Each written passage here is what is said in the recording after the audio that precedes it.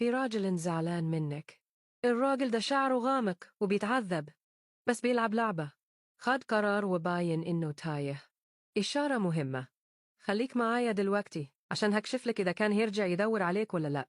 دوس مرتين على الشاشة دلوقتي عشان تأكد، لأني عارف إنه موجوع. هو بيتألم.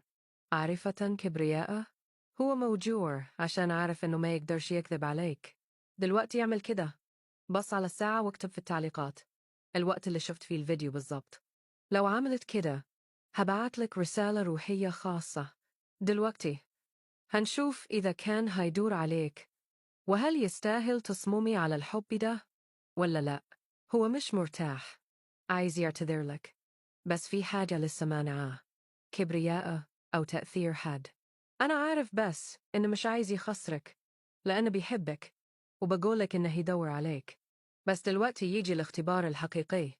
دوس مشاركة وشوف مين هيظهر. لو الشخص التاني اللي يطلع لك في القائمة الست، يبقى الرسالة دي ليكي فعلا.